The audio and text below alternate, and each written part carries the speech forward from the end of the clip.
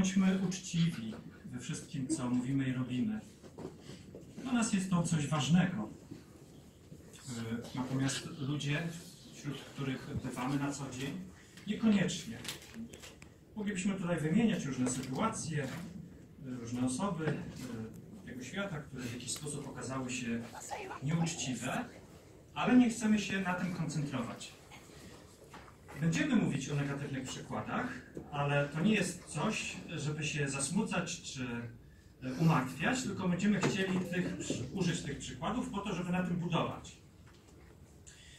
Zwróćmy uwagę na taki, bo ktoś może powiedzieć, no ale dlaczego mamy mówić o jakichś negatywnych przykładach? I może tutaj nam przyjść na myśl taki fragment biblijny, list do Filipian 4:8. Jak chcielibyście zobaczyć, to zachęcam, ten fragment biblijny. List do Filipian 4:8. I tutaj jest taka zachęta apostoła Pawła. Cokolwiek jest prawdziwe, cokolwiek zasługuje na poważne zainteresowanie, cokolwiek jest prawe, cokolwiek jest nieskalanie czyste i tak dalej, o czym tylko mówi się dobrze, cokolwiek jest nota i tak dalej. Tutaj czytamy, prawda? Ale końcowa część jest to stale rozważajcie. Zachęta jest do tego, żeby mówić pozytywnie, więc dlaczego mielibyśmy używać negatywnych przykładów? Zwróćmy uwagę na inny fragment Biblii, inna wypowiedź tego samego apostoła, Pawła, który chociaż zapisał takie słowa, podał, to w innym miejscu, gdybyśmy otworzyli nieco wcześniej, list do Galatów, drugi rozdział, wersety od 11, napisał tak. Kiedy jednak Kefas przyszedł do Antiochii, sprzeciwiłem mu się w twarz, ponieważ zasłużył na potępienie. Widzimy?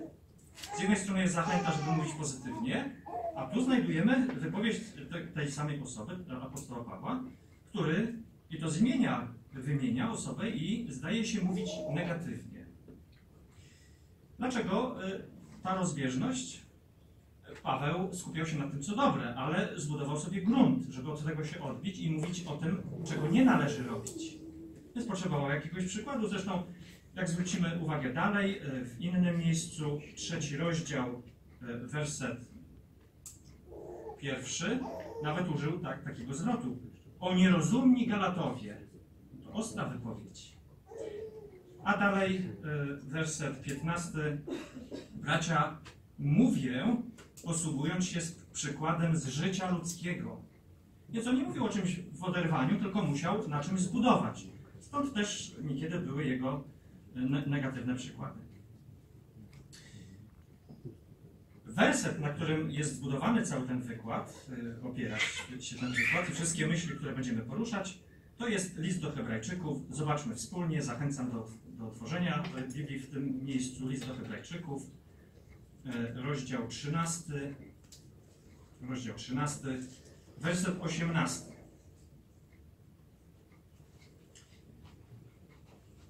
Módlcie się za nas, gdyż ufamy, że, i tutaj jest ta ważna myśl, że mamy uczciwe sumienie, bo we wszystkim pragniemy postępować uczciwie. We wszystkim pragniemy postępować uczciwie, więc zgodnie z tą myślą tego wykładu, co mówimy, we wszystkim co mówimy i co robimy. Ktoś może powiedzieć, no ale to, czy to dotyczy wszystkich? Czy sprawa uczciwości dotyczy starszych? Czy może wszyscy, ale poza tą grupą, prawda, mają tę sprawę rozważyć? Okazuje się, że są sytuacje, w których i niekiedy, jeśli chodzi o uczciwość, może starszym się zdarzyć, że też gdzieś w jakiś sposób, z różnych powodów, może być ich postawa poczytana jako nieuczciwość. No, bywa tak, że niekiedy któryś ze starszych może stracić przywilej, bo coś tam nie zadziałało tak, jak trzeba. A czy to dotyczy członków ciała kierowniczego? Może się zdarzyć, bywało tak, że jakiś członek ciała kierowniczego odszedł. Było tak na przykład z taką jedną osobą, nie pamiętam jej imienia, ale to nie jest aż tak istotne, która odeszła. Później napisała książkę, gdzie mówiła o swoim sumieniu bardzo dużo, że miała kryzys sumienia, prawda, i że pewne rzeczy, czyli coś nie zadziałało tak jak trzeba, bo tam, gdzie dochodzi do nieuczciwości, to się wiąże z brakiem szczerości, to też jest związane z brakiem lojalności. Chcemy w tym wykładzie nie analizować, jak siedzimy na przykład osobę obok, prawda, czy on jest uczciwy, tylko chcemy się skoncentrować każdy sam na sobie, co ja w oparciu o te przykłady, które będą podane, co jeszcze mogę zrobić, żeby być w większej mierze osobą uczciwą w tym, co mówię i w tym, co robię. Będziemy się chcieli skupić na takich 3 dziedzinach.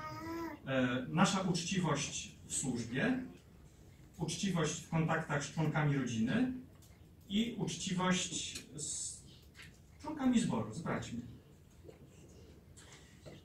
Więc pierwsza sprawa, uczciwość w służbie. Kiedy pukamy do drzwi, to tak naprawdę nie wiemy, kto otworzy nam drzwi i jak przebiegnie rozmowa. Kiedy stoimy gdzieś z literaturą, prawda, jak to mówimy z tymi wózkami, chcemy interesować ludzi jakimś tematem, to też nie wiemy, kto podejdzie, prawda? Nie wiemy, jak się zachowa. Czasami ludzie podchodzą i z zarzutami mają jakieś zastrzeżenia co do czegoś. Nie, spotkaliście się, drodzy, z takimi sytuacjami? My bardzo często się spotykamy. Ludzie, teraz jest internet, ludzie w internecie różne rzeczy czytają i podchodzą do nas i coś tam nam zarzucają. I teraz, co my im odpowiemy? Bo tu jest miejsce na to, czy jesteśmy uczciwi w tym, co mówimy i co robimy. Jednym z takich popularnych zarzutów, kiedy otwierają się drzwi, no bo my nie czytamy, wchodzimy na pewne strony, ludzie wchodzą gdzie chcą, bo nie mają jakichś takich limitów czy ograniczenia i niekiedy coś przeczytają negatywnego i myślą, że to jest prawda, podchodzą i mówią, u was jest. Na przykład otwiera ktoś drzwi albo podchodzi i mówi, no ja nie chcę z wami rozmawiać, bo macie problem z pedofilią. Nas to zaskakuje, bo wiemy, jakie są standardy, jakie są wytyczne, wiemy, jacy my sami jesteśmy, a ktoś mówi, u was jest pełno takich osób. No, my się z tym nie zgodzimy. No ale niekoniecznie ta osoba, która daje taki zarzut, to jest osoba, może być osoba szczera, tylko ma jakieś takie informacje skądś wzięte. No i teraz co my odpowiemy? Może nasza być odpowiedź taka. To jest nieprawda. To są oszczerstwa, prawda, wymyślone przez odstępców. No i taka nasza odpowiedź. Ale ten człowiek jest przekonany, że tak jest, bo poczytał sobie. I teraz słyszę coś innego, więc sobie myślę, no tak, no wypierają się. To co my możemy zrobić w takiej sytuacji, żeby, jeśli chcemy dokonać odwiedzin ponownych, że może tam zajdziemy jeszcze innym razem, jak się przygotować do tego? No, dobrze byłoby zapytać, skąd ma pan takie informacje? Dlaczego pan tak uważa, że my mamy taki problem?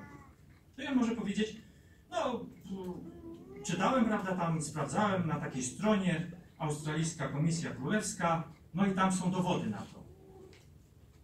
Więc no, my nie znamy czegoś takiego, nie sprawdzaliśmy, ale jeżeli to jest Australijska Komisja Królewska, to jest pewien organ powołany do tego, żeby badać pewne sprawy, no możemy tego człowieka zostawić. Uczciwość z naszej strony to będzie sprawdzenie, czy w ogóle takie informacje istnieją. Bo zaprzeczyć czemuś to jest łatwo, tylko pytanie, jeśli to jest szczera osoba, to czy my tej osobie nie zamkniemy drzwi? Więc co wiadomo na ten temat? Okazuje się, że gdybyśmy tak nie wchodzimy na stronę odstępców, bo wiele jest zniekształconych jakichś informacji, tylko Australijska Komisja Królewska i teraz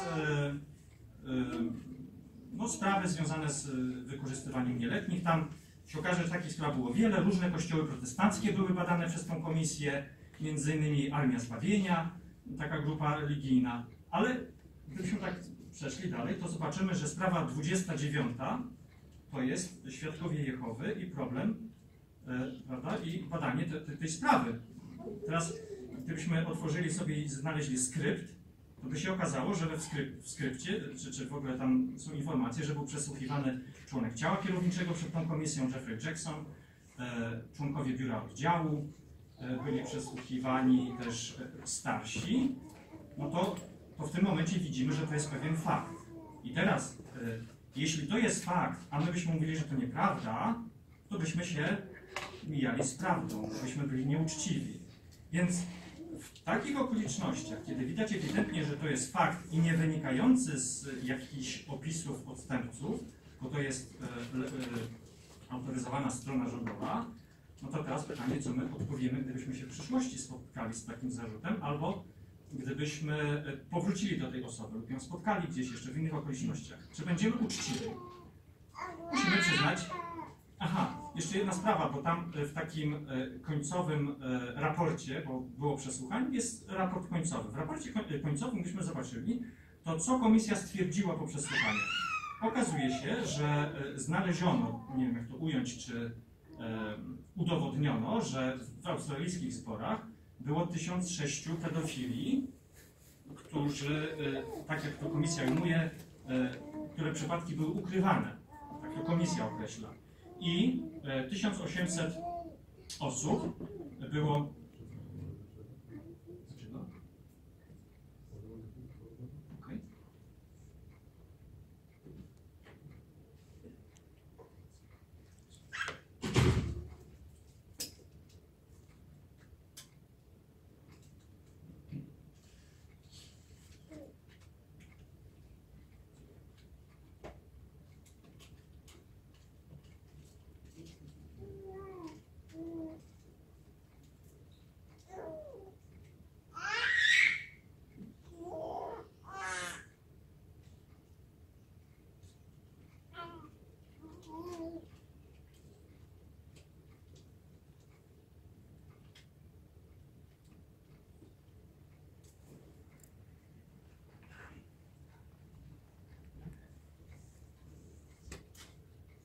Dziękuję wszystkim za uwagę.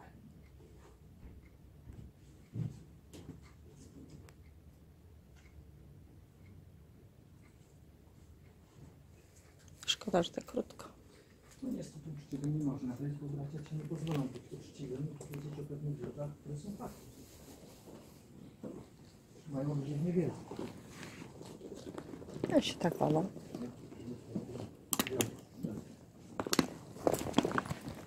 Szkoda. Zachęcamy do dokładnego badania.